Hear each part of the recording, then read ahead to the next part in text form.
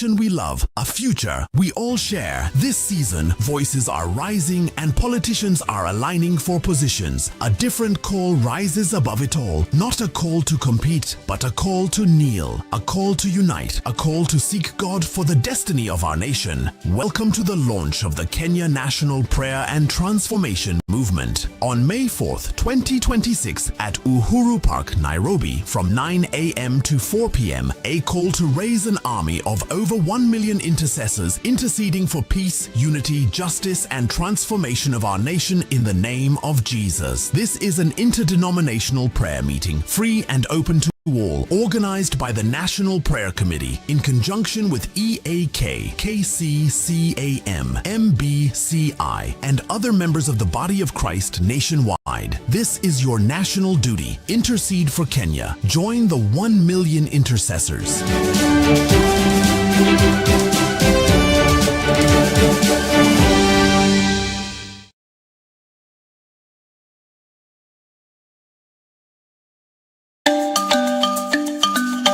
Anytime, anywhere. Access inspiration that never switches off. Stuck in traffic? Elevate your mood and own the moment. Just looking busy? Make every second count. Tap into kingdom content instead. One tap. Instant power. Real transformation. Download the Elevate TV app now. Exclusively on Google Play.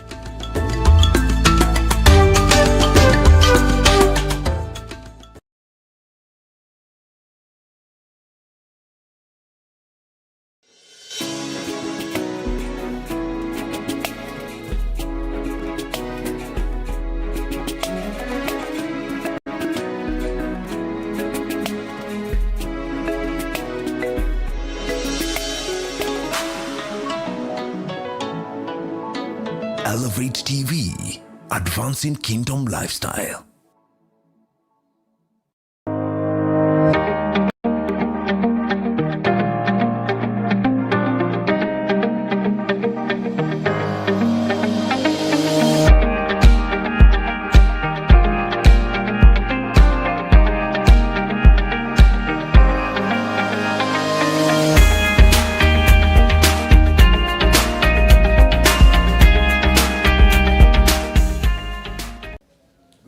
Ladies and gentlemen, welcome to another episode of the GG Report. I'm your host, 𝗏𝗏𝗏𝗏𝗏𝗏𝗏𝗏𝗏𝗏𝗏𝗏𝗏, and I want to welcome you to this amazing conversation this evening.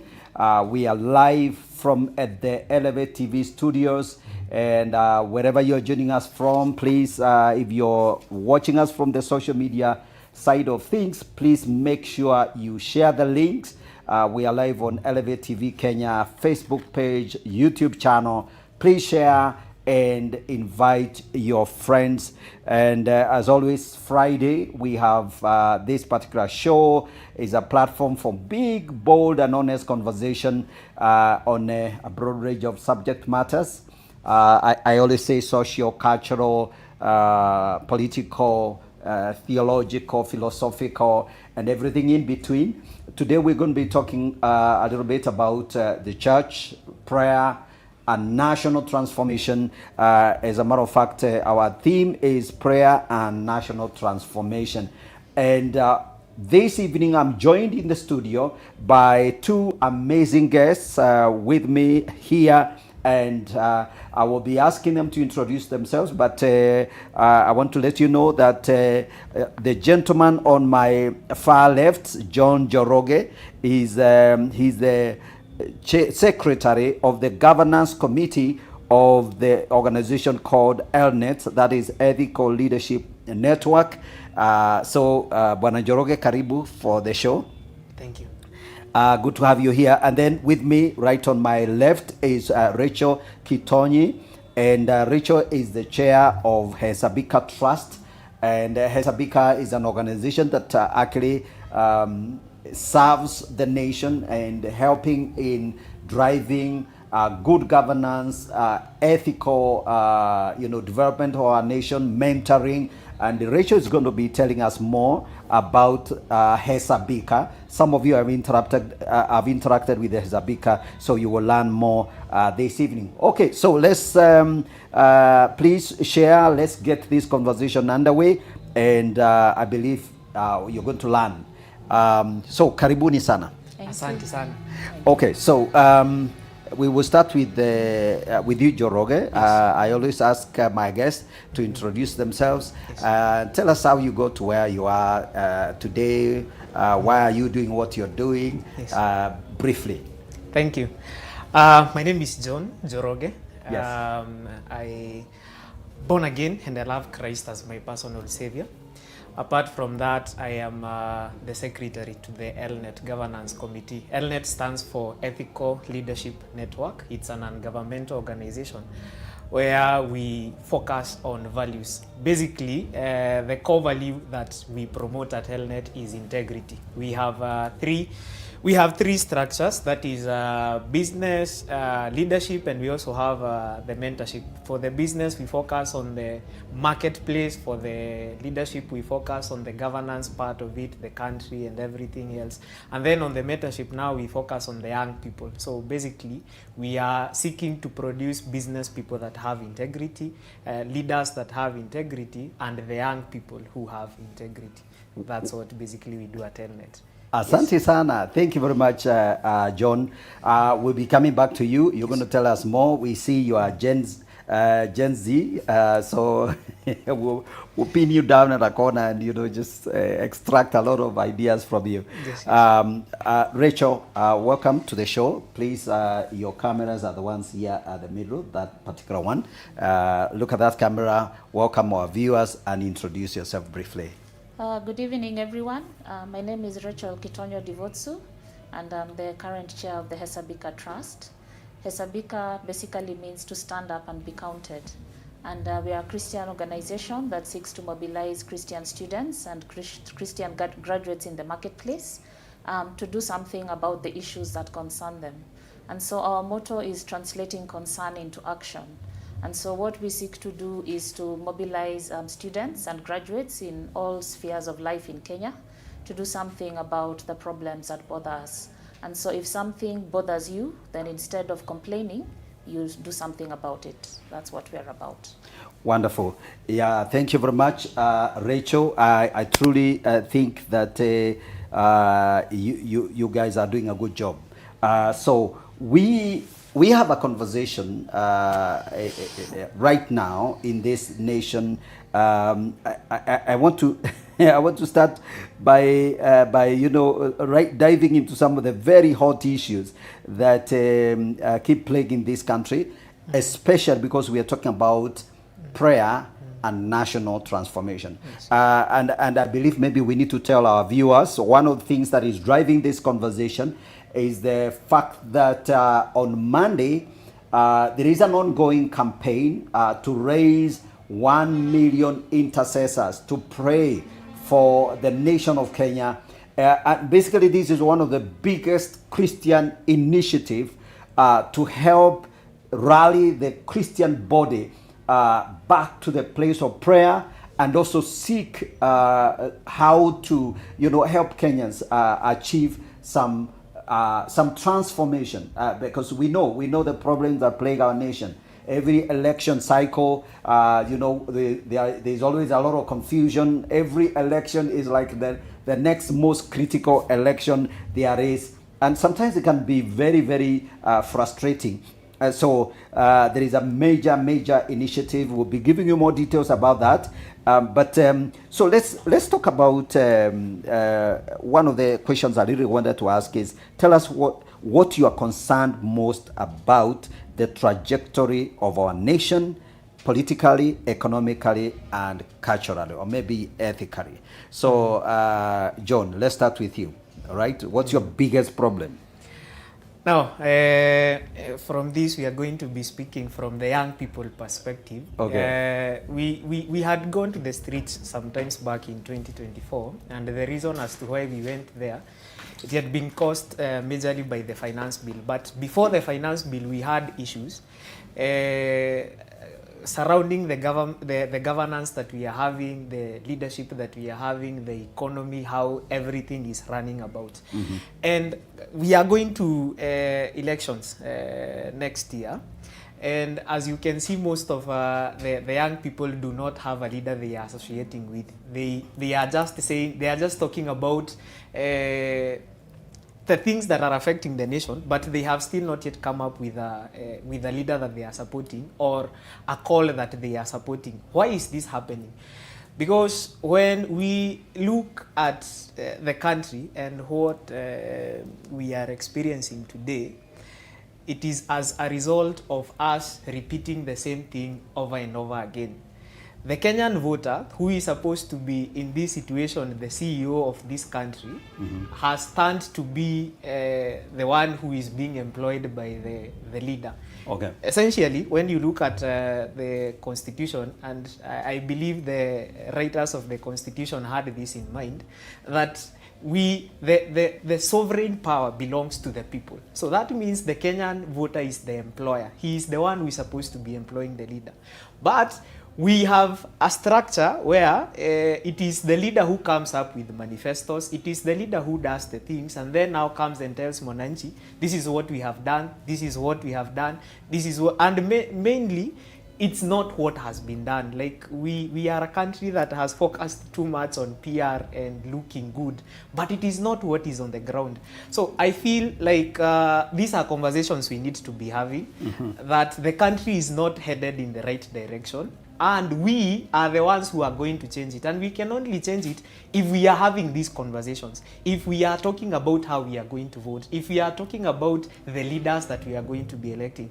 And so it brings us back to, in as much as, yes, we are focused on praying, and which is a good thing. Actually, Isaiah says that the Lord is looking for intercessors. That means the intercessors are not available. Okay. So when we say that we are looking for 1 million intercessors, they are not available, so we need to look for them. So when we say that we are interceding for the country, we have seen that it is not only the intercession part. We need also to talk about the things that affect us. You cannot be an intercessor who does not have a vote. You cannot be an intercessor who does not have a voice in the nation.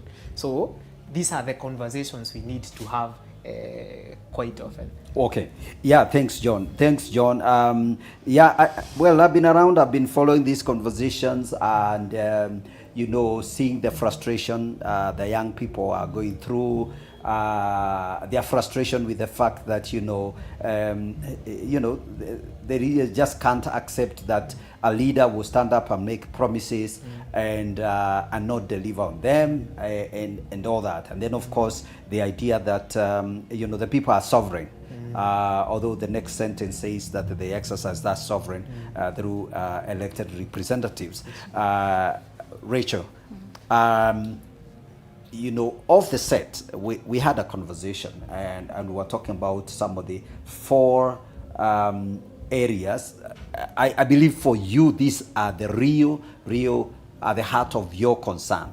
What you think is broken in this nation? 4 areas, I think, the things that need to be fixed in this country. So could you take us through that, so that then now we can begin to engage on that? Because I think some formula of national transformation needs to be discovered, or at least sold and activated. Yes. Picking up from where John left, I think there are 4 predominant emotions in Kenya right now, mm-hmm. and some of them are for certain age groups and some are common. So I think starting with Gen Z, there's a lot of anger, but mm-hmm. I don't think they're the only people who are angry.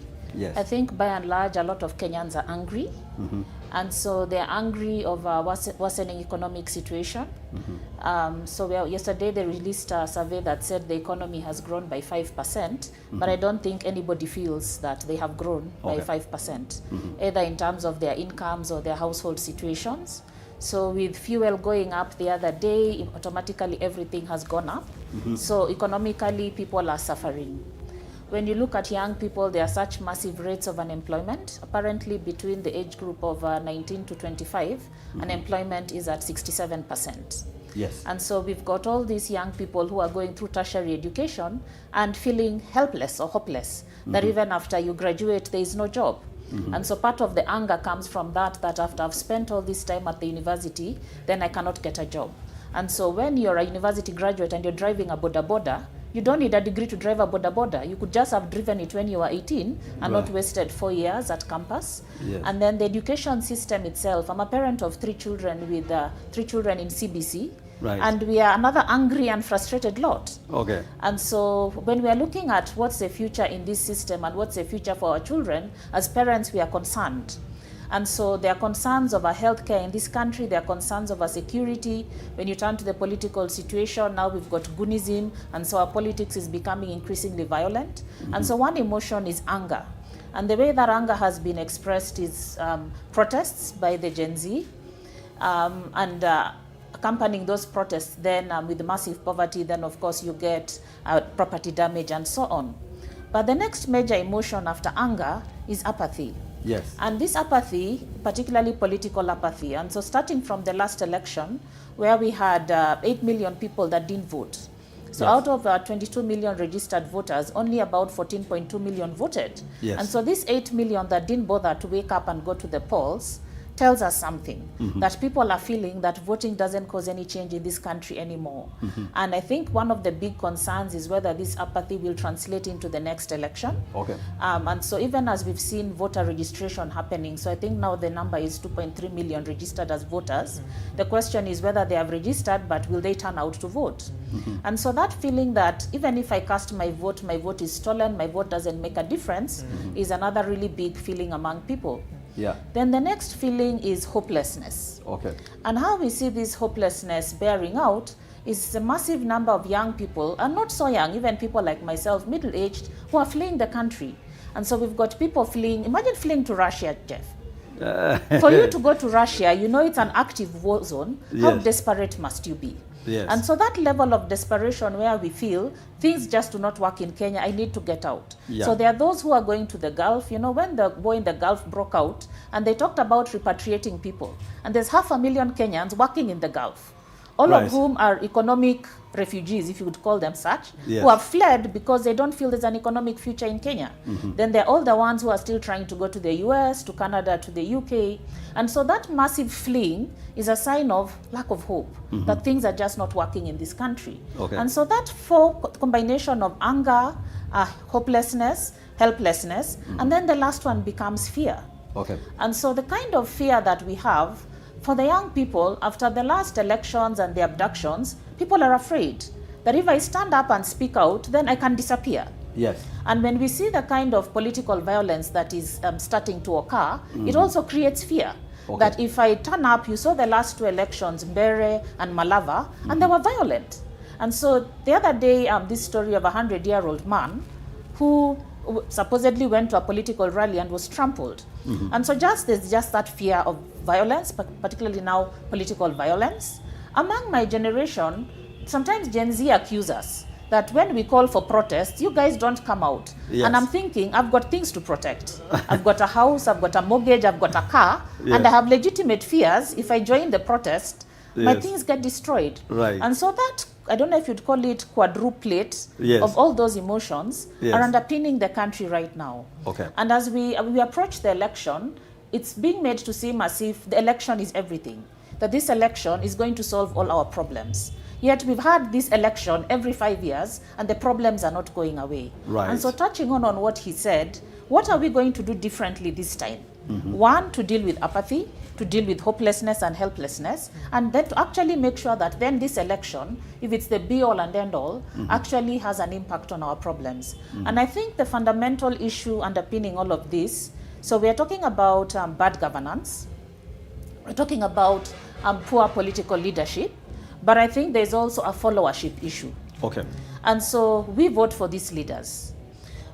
This feeling that after an election, I wait for 5 years. And in that 5 years, while I'm unhappy, I'm complaining. Okay. And so for me, I think the critical issue that we need to address is ineffective engagement of the citizenry. Okay. So when you talked about sovereign power belongs to the people, and these people are not engaging in an optimum level. So Right. those who are apathetic are not engaging at all. Those who are hopeless or helpless are engaging ineffectively. And so part of what is behind this 1 million intercessors campaign is how can we get at least 1 million people effectively engaged in transforming this country. Wow.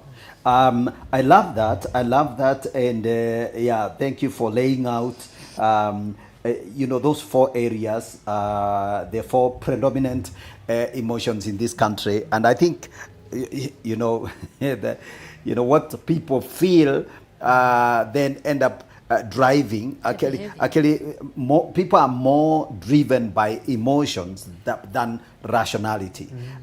So then of course, as you know, Rachel, maybe you recall, you voted a couple of times.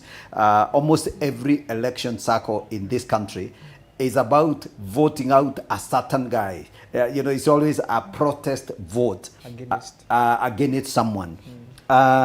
So let's come back to you, John. Yes. I still don't understand Gen Z's strategy. So what puzzles me, one is the bit about being leaderless. So that it's for me, it kind of sounds a bit they lose me. So but I would like to hear from you, because how will your generation, I'm sure this is something you guys have thought through, and you're thinking, I'm also thinking, because I'm not saying, I'm not removing myself from, you know, what needs to be done. What will your generation do to transform this nation? I'm asking a very broad question, but tell me, what do you think needs to be done? Granted what Rachel has talked about, Yes. people are angry. She's given us a very good run of why we are where we are emotionally. What is your, what do you think should be done? Okay, I think I had shared this in another platform about why the Gen Zs do not believe in the ballot. You see, we have done literature in school. Okay. And almost all the books that we did in this literature were revolving around bad governance. Okay. And the writers used to focus on the bad governance, and at the end do not give a solution on what happens now that we have bad governance. Okay. So what they used to do, they erase our emotions about bad governance, and now that we did the books consistently, we can relate to bad governance. But in terms of what is supposed to be done, like for example, there is a certain book called Kigogo. I don't know whether they are still doing it up to now. The ending is the people come up and remove the leader and they place another one. That's exactly what they wanted to do in 2024. That's why they do not believe in the ballot, because as we say, fasihi ni kioo cha jamii, so it portrays whatever we have in the jamii. Now that they have seen it, they want to replicate that in the government. But I do not believe that's a workable idea, because the Constitution has given us a bullet to use, which is the voting. Okay. I believe what ought to happen is us, first of all, taking a vote. Okay. Because that is what will count. When you look at the last election, the difference between the winner and the second, the runners-up, was 200,000 votes, or so about. Which means that if these 8 million people who never voted at least showed up to vote, we would have had a difference, or maybe even they would have supported a different candidate from the two, and Yes. probably he would have won. Okay. So that means the vote is what counts for us. It is what we can take to that ballot. As we started by saying, you are a CEO in this country, and what makes you a CEO is that voter. You see, when you go to an organization and find a board, what places you in that board is the qualifications that you have. Now in this country, for you to qualify to be a CEO, what you need is only a vote and know who you are supposed to elect with that vote. But now the problem comes in, we have people, first of all, we have people who do not have votes. They do not believe that the vote counts. Number two, we have people who have the votes, but they don't know that the vote matters. So that means, as Rachel has said, we end up having voter apathy. We have people who now have the votes, and they know they are supposed to be voting, but they don't know who they are supposed to be voting for. Okay. Now that one also creates another problem. Now we started by the vote, but you see we have come in segmenting these groups all along, and it happens across all generations. We have Gen Zs, we have all these generations. It is not a generational affair. It affects all of us. Absolutely. So number one, we need to go back to the Constitution and understand this is what the Constitution says about me as the voter. Okay. This is what the Constitution says about the leaders I'm supposed to elect. What am I supposed to do during the election, after the election, before the election, and all these things. As Rachel has said, there is life after election. We do not focus too much on pre-election, that we forget that there is life after this election. So yeah. I feel our generation, this is what we need to focus on, that Kenya can change. There is a guy called 𝗥𝗰𝗵𝗂𝗐𝗐 who is from my generation, who I love so much, and he tells us that a Kenya following the constitution that we have is the best country Africa could ever have. Yes. Because everything has been laid out in that constitution. Absolutely. Yes. I love that. I love that. So I think what you're pointing at is intensive civic education. Exactly. Within the Gen Z, Yes. cohort. Yes. But there is something that I'm puzzling, and I would like you to tell us a little Yes. bit more.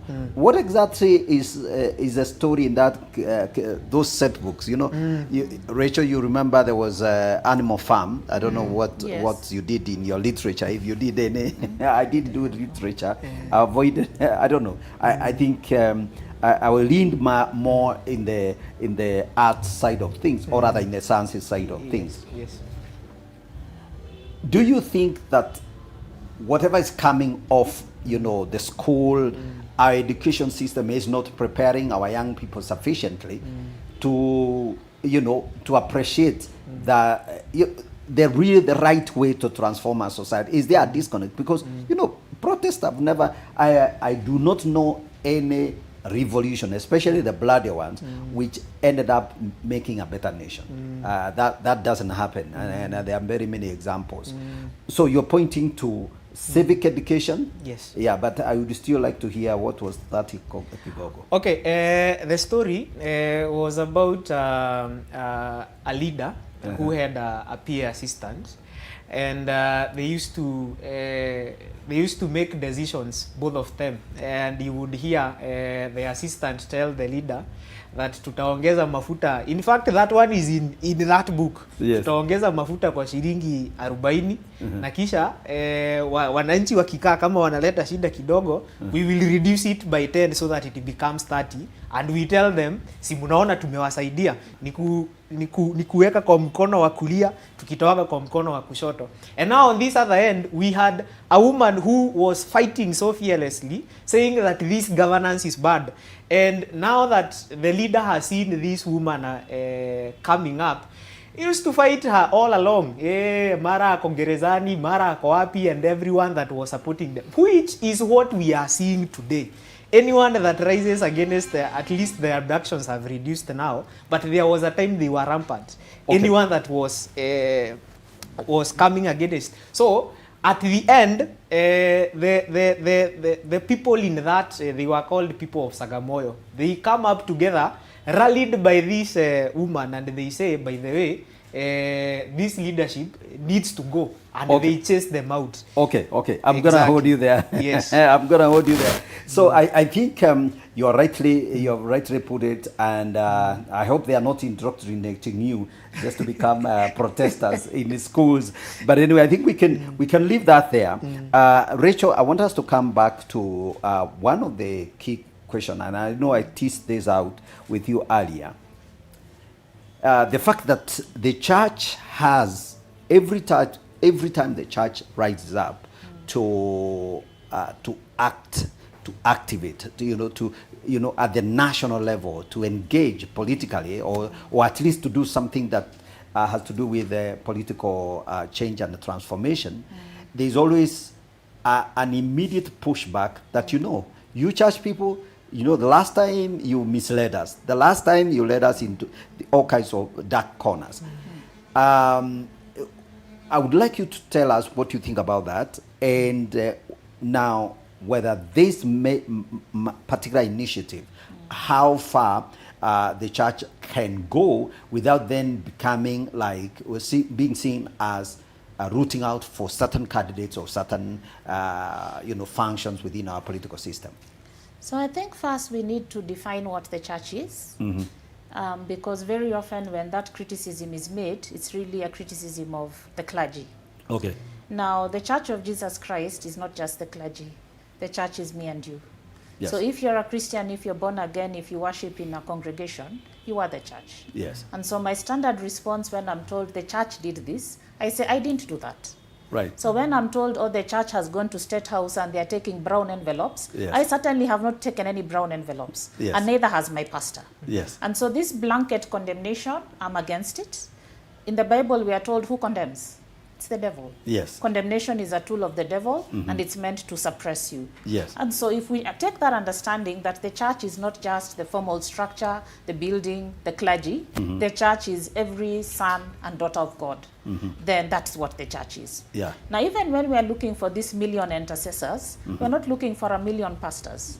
We're not looking for 1 million bishops. Yes. We're looking for 1 million ordinary Kenyans, people like me, you, and John here, Right. who are concerned about this country and are willing to do something about it. Okay. For me, that is what the church is. Now, in terms of then what that church can do, as I said, it's a combination of the clergy plus the congregants. God is concerned about our society. Right. So Psalm 24 verse 1 tells us, the earth is the Lord's and the fullness thereof. And so that fullness thereof includes our politics, our governance. Okay. It belongs to God, and God instituted it. And then the fall happened and things got corrupted. And so we are seeing a lot of that corruption in our world today. I'm going to hold you. I'm going to hold you because I want us to take a break, and because I want us to go into that conversation in depth. So just hold it there. Ladies and gentlemen, we're going to take a short break.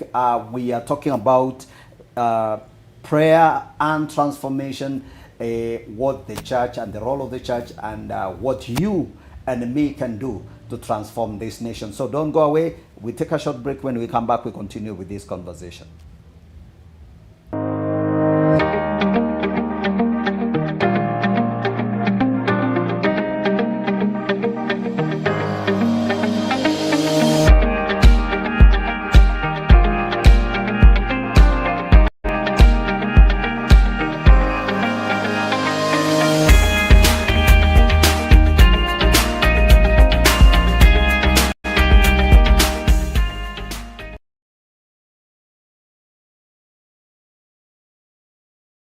Kenya, our home, a nation we love, a future we all share. This season, voices are rising and politicians are aligning for positions. A different call rises above it all. Not a call to compete, but a call to kneel, a call to unite, a call to seek God for the destiny of our nation. Welcome to the launch of the Kenya National Prayer and Transformation Movement on May 4th, 2026 at Uhuru Park, Nairobi from 9 a.m. to 4 p.m. a call to raise an army of over 1 million intercessors interceding for peace, unity, justice, and transformation of our nation in the name of Jesus. This is an interdenominational prayer meeting, free and open to all, organized by the National Prayer Committee in conjunction with EAK, KCCAM, MBCI, and other members of the Body of Christ nationwide. This is your national duty. Intercede for Kenya. Join the 1 million intercessors.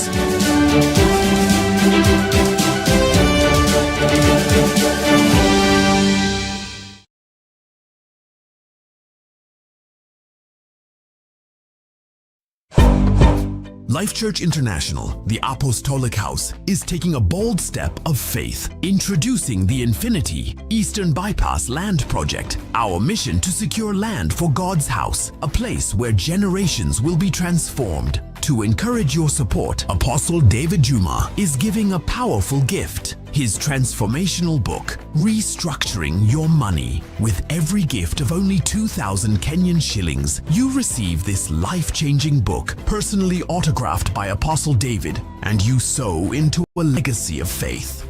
Partner with us, possess the land, build God's house. The time is now.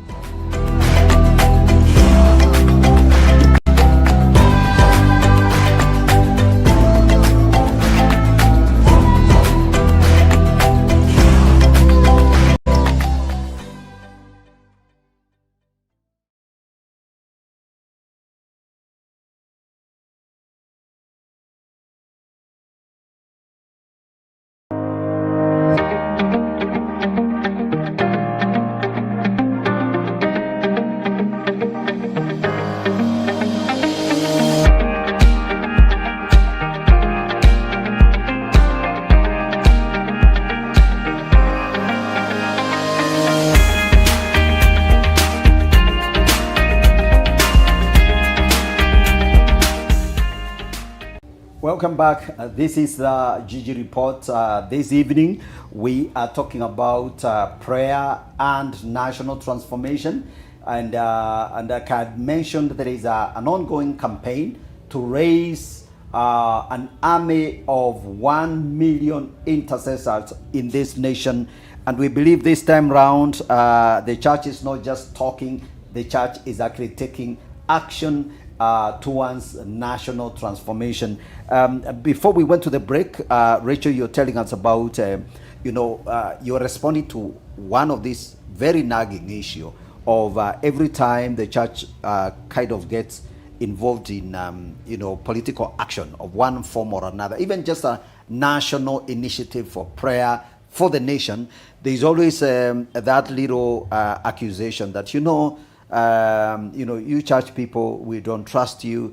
When you go to State House, you get paid and all that, and the brown envelopes. And there is a sense in which the church kind of can get very easily discouraged from mobilizing for national transformation. So you were trying to distinguish between the fact that, of course, there is a difference between clergy and the ordinary church member. And most people have absolutely nothing to do with those State House affairs, if at all. And the last time I was in State House, I didn't get an envelope. So perhaps if I get a chance again, I'll go and ask where the envelopes are stored, and I pick mine.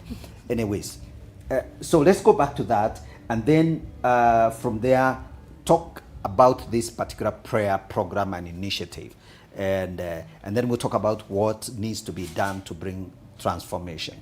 Yeah, so I was talking about God's mission in this world, and the church as part of God's mission. And so the earth and everything belongs to God, including the political systems. He is the one that has instituted leadership and political authority for proper ordering of men. But that after the fall, then corruption came into the world, and corruption of all sorts. And so following the fall, when he promised a redeemer, and so his mission in this world is redemption. Yes. Redemption of his earth, including its political systems. Yes. And so redemption is not just spiritual. So he comes to save the soul. And so in the garden, when they fell, they lost their relationship with God. And so God came walking in the garden, and they hid because they were afraid. Now they were aware of sin, and that broke the relationship with God. But it also broke the relationship between one another. And so when Adam and Eve are engaging in this blame game, so previously she was bone of my bone, flesh of my flesh. Now she has become this woman. Yes. And from there, the relationship sambaratikaed, and it has continued ever since. And then lastly, the relationship with the environment. And so the earth that was fruitful and just gave food suddenly was producing thorns and thistles. And so if then the promise of the Messiah, if what was broken in those three ways, why would the solution only be a spiritual solution?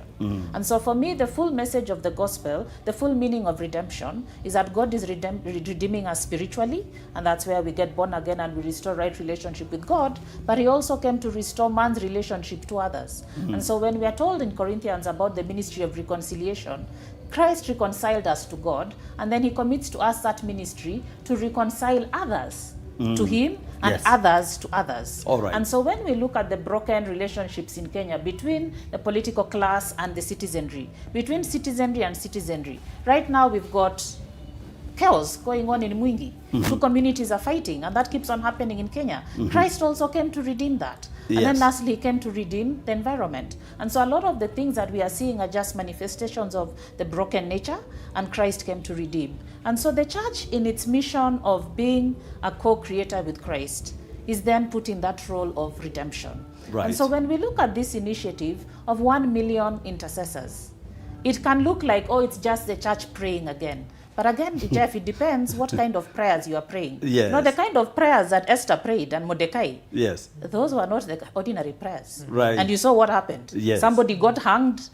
So there are certain prayers that can be prayed and Yes. things happen. Right. The kind of prayers that Daniel prayed, the kind of prayers of Nehemiah, that's the kind of prayer we're talking about. So see, 𝗂𝗑𝗪 what the church is just praying. Yes. If we get those 1 million intercessors and we pray the right kind of prayers, Right. there is power in prayer.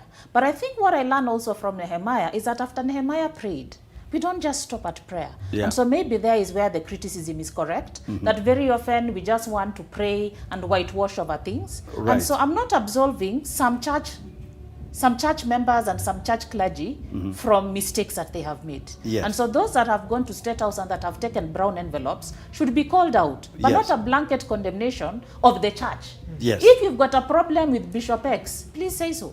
Yes. I'm not Bishop X, I'm not his wife, I'm not his daughter. So I refuse to be condemned because another Christian has done something. Yes. Please let's call out those who are doing wrong. So I'm Okay. not saying there's no calling out. Yeah. But I think us appreciating that our mission actually goes to redeeming this country. And so back to Nehemiah.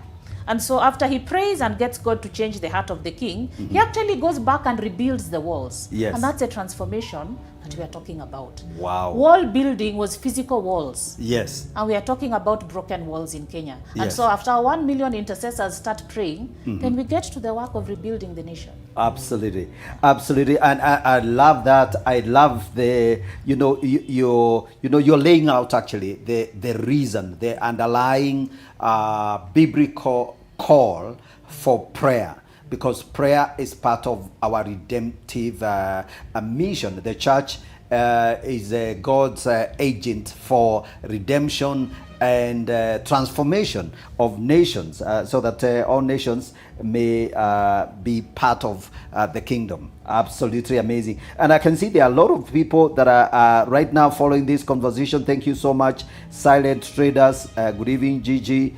We are called to seek the peace, the welfare, and prosperity of the city where we live, so that as it prospers, we too prosper. That's Jeremiah 29 verse 7. Thank you so much. And then he has, as 1 million intercessors gather on Monday, may the God of heaven watch over his word to perform it.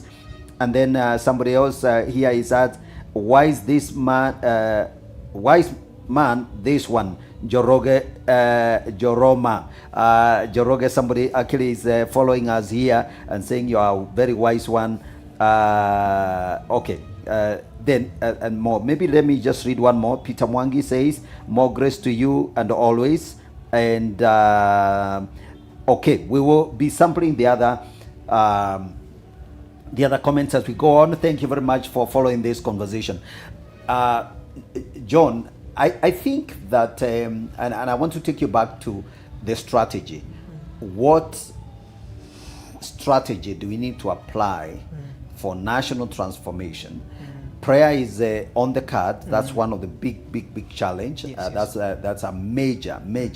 And the church cannot depart from that. We start from that place of prayer. Humble. You know, if my people who are called by my name shall humble themselves. Prayer, by the way, is humility. And anybody challenging prayer is probably arrogant. You know, I mean, just saying, what are you praying? And I think God will get very offended by anyone who challenges the need for prayer. Sure. So, what else do you think needs to be done to bring about transformation in this nation? Yes. Now, we Christians have a manual, and that manual is the Bible. Okay. And as ministers of the word, we usually tell the congregants that you should be reading the word on your own. Whatever I come to add to you is the revelation of that word. Yes. Number one, we need to get to understand what really was written in that constitution. What essentially were we supposed to be doing as a nation? We started by the voters and everything, and this is why after launching the prayer movement on Monday, we will still be focusing on civic education, going back to the basics. The church needs to understand, you as a voter, what do you need to do? What does the constitution say? Apart from that, I feel there is something that a man of God from Life Church Limuru, Pastor 𝗵𝗏𝗧 usually says, that in Kenya we need a conversation around the manifestos that are given by leaders. Okay. Because you will find this leader come with a manifesto. After 5 years, they are not done with it. Another one comes in, we abort that one that was there before. Another one comes in. What was there in Vision 2030? If we have such a conversation, such that we have a vision that we have envisioned for the country, this is what we have planned to do as a country. Yes. So the leaders that we are placing in those positions, they are just caretakers of the vision that we have as a nation. And I believe through this national transformation by the church, because we are many. Actually, the church has good numbers. When you look at the numbers that are there when we call for example, the Rema Feast that will be in September. Actually, I believe, I think, and I hope the organizers will hear me on this. We need one day from that Rema Feast. Yes. When people are gathered there, they be offered a civic education. Just the entire day. This is what you do as a voter. This is what you do as an electorate.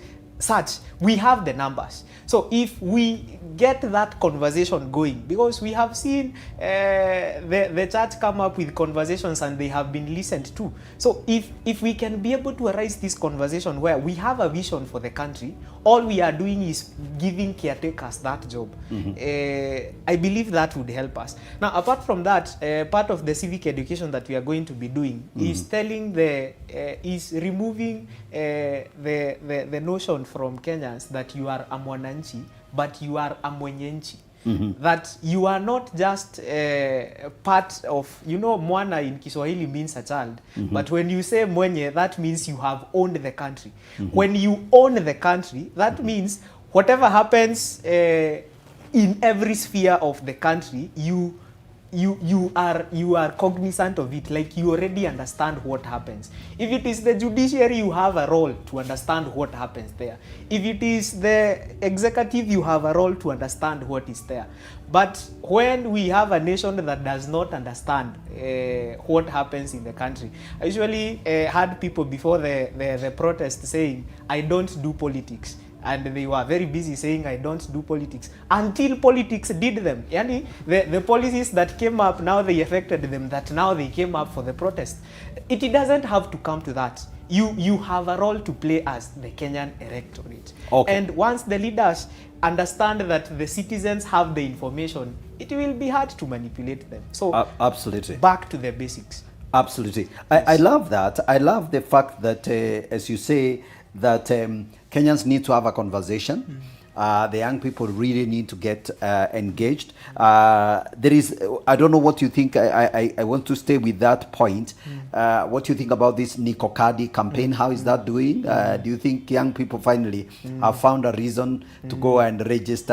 And do you think that will bring in more young people to the polling station?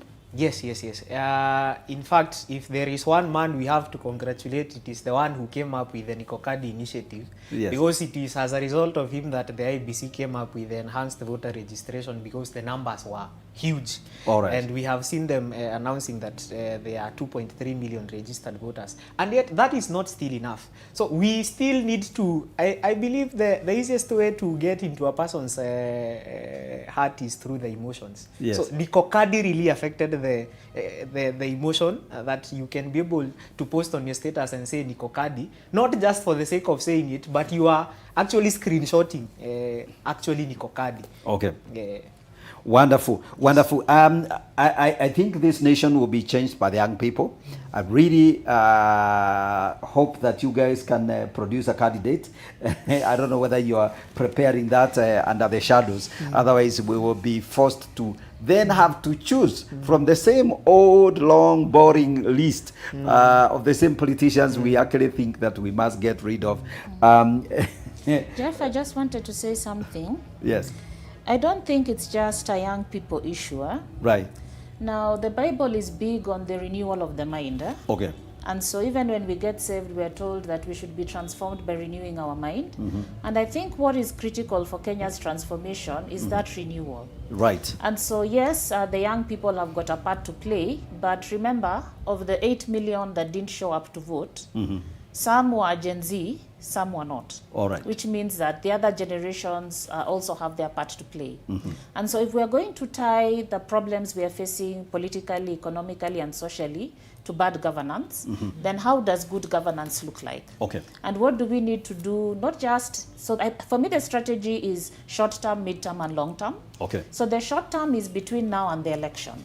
And a lot of us have to change our minds around the criteria that we use for choosing leadership. Yes. And so when our criteria is currently tribal, so both outfits that we have are putting together tribal numbers. And I think the beauty of Gen Z is that they say they are not tribal. Okay. But I believe there are many other people who are not Gen Z that are also not tribal, or that need not to be tribal. Right. And so if we're going to look at that mindset change, where we say that I'm not voting for somebody because they come from my tribe.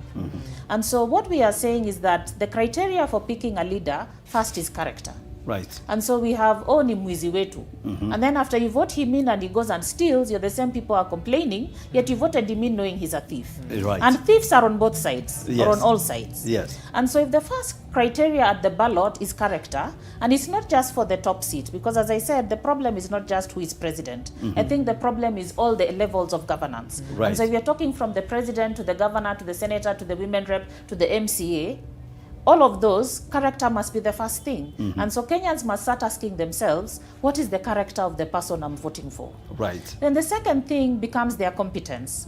And so the truth is, if you look at the last election, both manifestos were almost the same. And so they will come and tell us these things. How do we tell whether you will be able to fulfill your promises? Your technical competence. Yes. And so I like giving this example. You're a sprinter.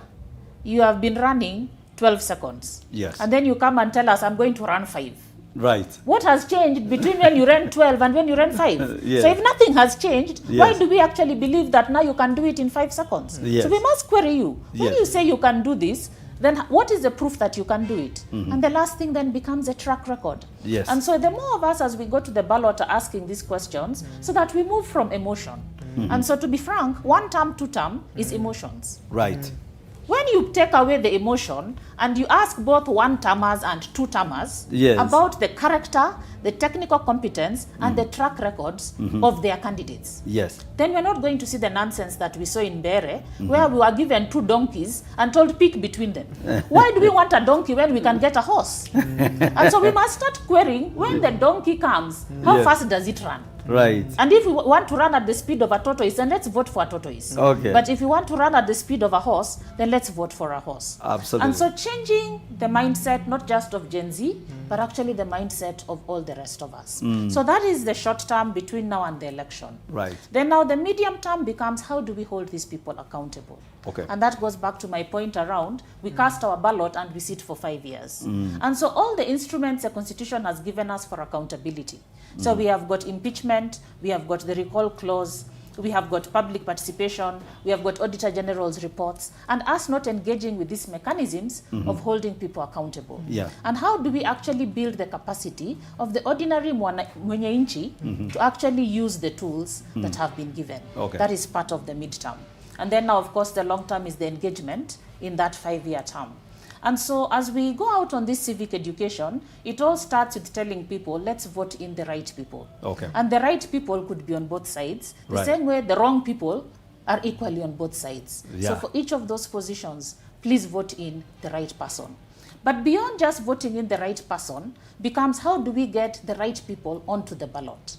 And this is the other critical point, that when Kenyans don't engage with party nomination processes, that's how we end up with a choice of 2 donkeys and we are told pick one. Right. How do we ensure that a horse actually gets on the ballot? Right. So if we know they are good candidates, we must participate in party nominations to ensure good candidates are on the ballot. Okay. And then we need to vote them in. And then lastly, election observation and protecting the vote, because that deals with the apathy that my vote doesn't count. Okay. And so if we are going to conclusively deal with votes being stolen, then we must engage along that continuum, and it's not just niko kadi.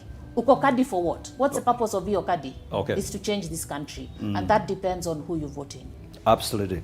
I love, I think it's a very, very powerful rundown of what needs to be done. A very, very clear, change of mindset. That's very, very important. And then along with that, when we're looking at the candidates, we look at the character, the competence, and the track record. And then, of course, in the medium and long term, is that we must be willing to hold our leaders accountable. I believe that I think we Kenyans, we know what we need to do. I think it's a question of getting people to do it, right? Maybe that's why there is this call. I remember, I think I said somewhere along the way, as you listen to this conversation, there is a major call for prayer, a call for Kenyans to come together this Monday, the 4th of May, 2026 at the Uhuru Park Gardens, Uhuru Park here, Uhuru Park in the right here in town. The church is mobilizing 1 million intercessors. And like John Njoroge here is telling me, one of the things he would love to see during that particular forum is an army of well-trained civic educators and maybe educators of other educators, and because this time round, I think the conversation must change. Rachel, I think I will take you back to the 𝗪𝗪𝗃, tagline, turning concern into action. I think that's one of the biggest challenge, because the church, for goodness sake, is 86, I checked it, it's 85.6%. I think that's the number, even the point, the last, the 2019 census. So it's a huge number. This is a largely Christian country. I don't see why. If the church rose up and they really put their resources together, we can determine what happens at the level of governance, isn't it? So I think I would like to see the church called to action. I don't know, John, let's come back to you.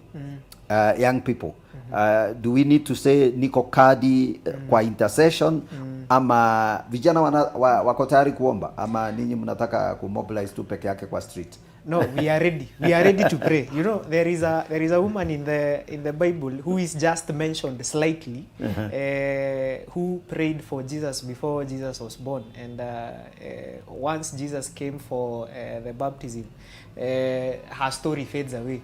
But the intercession of that woman is what kept Jesus all along, from the time of Herod and everything else that happened during his time, it's that intercession that helped. So we as the young people who are born again, we are saying, yes, we are ready to pray. And not just praying, we are praying with a 𝗑𝗏𝗏. And apart from having the 𝗑𝗏𝗏, we are knowing what to do with the 𝗑𝗏𝗏. Those are three things. We are praying, and we are intercessors who have a voter's card, Yes. and we know what we are going to be doing with that voter's card. Absolutely. Yes. Absolutely. I love that. I love that. And now, because as we kind of move towards winding up, what else do you think that we need to see change in our country going forward? So there is, of course, the issue of we have to think short-term, mid-term, long-term, change of mindset, and really now begin to focus on character, competence, track record, hold leaders to accountable. What else do we, as Kenyans, and I'm talking John right now as Kenyans, Rachel, from where you sit, do we need to do, especially to deal with runaway corruption and then the apathy that produces? Because, when I see somebody, go and take government money or steal public resources and, they are living very comfortable, why should I care? I don't know. What do you think? How do we deal with that? Almost like now it's become a Kenyan malaise, deeply set disappointment with the system. I think if you try to change the whole of Kenya, you feel overwhelmed. Okay. The way I approach it is, if everybody owned a piece of this, okay, and there are many ways of owning it. I work in the public health space, and so I've owned that, and watching over it day to day. I'm engaging. Right. If everybody picked one of the issues and worked on it, then there would be enough people working. The other way sometimes is geographical. Mm-hmm. So if you're looking at just saying, I can't solve all of Kenya's problems, let me concentrate on my ward. Because all of us live somewhere. Right. So where you live, start with the houses around you. If you have a residents association, that is where you start. And if we just said we are going to clean up the bit where we live, because this is where we live, remember that verse of, if the city prospers, I will prosper. If your ward prospers, you will prosper. And so is it possible to do something about your MCA? You may not be able to get rid of whoever, big person single-handedly, but you certainly can engage your MCA. And so can you then take charge of that? And so as we go issue by issue, geographical area by geographical area, taking responsibility and saying, how can I engage? Then things start to change. Now, when you come even to things like corruption, it's very easy to say the fish is rotting from the head. I've had that one. But the tail is also rotting. Right. Yeah, so if the whole fish is rotten, us spending time talking about the head without asking why the ribs are also participating. And so I think there's corruption by political leadership, but there's also the rest of us that abet it. And until we can take responsibility for that, that we are the ones that bribe policemen, when we've committed an offense and we don't want to meet the consequences. We are the ones who work in government and eat per diem. That's not the big guys eating. It is all of us down here eating. Yes. When the governor is stealing, he's also eating, and there's a whole system that's enabling. And so how are all of us enabling this system? So yes, we're going to have an election. We'll have a chance to deal with the political leadership, and hopefully we deal with that and put in the right leadership. But we also need to deal with ourselves. Absolutely. Absolutely. And there is hope for this country. Bwana Njoroge. Yes. As we wrap up, do you have somebody in mind? Do you see a leader emerging in this nation that can bring the change that Kenyans are looking for, even if you don't name them? But do you see that? Is there a small cloud of like the man's hand, like the one, is it Elijah? So, what do you see? Your quick projection. What I know is that we cannot live in Babylon forever. That one I'm so sure about. We cannot live in Babylon forever. Okay. And the word of God in Daniel says that when Daniel realized that the period for them to be in Babylon has actually elapsed, he started interceding for the sake of the nation. Okay. And that is when they got their way back to their homeland. Okay. So I believe that a leader is coming up, and we will experience a change. But this change will not just come from the leader himself. It will come even from the people he's leading. Because as Rachel has said, we have a lot of people down here who are saying corruption is bad up there, but we are still having corruption down here. Right. You know, even that small thing you are doing in your office, for example, if you are in the corporate space and saying that serikali inaiba, and yet you are also in that corporate space participating in the same, only the magnitude, the difference between you two is the magnitude. So I believe, and this is what we focus on at Elnet, values, integrity right from the place that we are in. If you are a student, why are you participating in stealing of exams? If you are, whatever space you are in, what are you doing to be a person of integrity? So that once you are given a higher position, you are able to escape. Because once you get there, opportunities are going to be many actually. We have seen a leader who refused to take campaign money because it was quite a lot. And that is a person who is a person of integrity. Why did they refuse the money? Because all along they have been maintaining integrity. But you cannot be a person of less integrity down here and think that once you come up here you are going to, it starts from down there, as Rachel has said. Absolutely, absolutely. I love that yes, we must demonstrate integrity right from the bottom, right from the beginning. And integrity is not something that is going to just happen to leaders one night. They all change. That's really not going to happen. So with the few minutes, actually we're out of time. I think we need to wrap up. As we wrap up, Rachel, you see some light at the end of the tunnel. What do you hope for Kenya? If everything turned out right, what do you like finally in a nutshell to see Kenya look like? I would like to see a Kenya with good leadership, but I would also like to see a Kenya that we are happy to stay in. I normally tell people I have no intention of leaving. Yes. And I do not want to get my children out of this country. Okay. So I want a country that we can be happy to live in. Sitaki kuvumilia kuwa Mkenya. Yes. I want to jivunia kuwa Mkenya. Right. And that's the kind of Kenya I want for myself and my children. Absolutely. Absolutely. I hope even you two, you are with us kujivunia kuwa Mkenya instead of kuvumilia kuwa Mkenya. So that's an amazing conversation here. And before we just go, I just want to appreciate every one of you that have been following us. Lucy Wanja, Progressive Narrative, and Shali Mwaura says, Tuko Kadi, we are praying and we know what we will do with the card. Say hi to Joroma, my cousin. Hey, my friend, your cousins are here. That is amazing. So thank you so much, every one of you that has been following this conversation. Rachel, maybe I would like to ask you to look at the camera and call people out for the prayer program as we end this.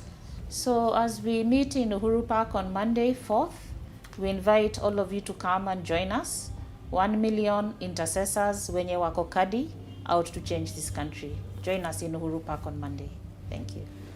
Most welcome. Thank you so much, ladies and gentlemen. That's all we had for you tonight. I've been your host, 𝗥𝗰𝗵𝗄𝗏 𝗥𝗏𝗄𝗏, and this is the Monday. I mean, this is the GG report.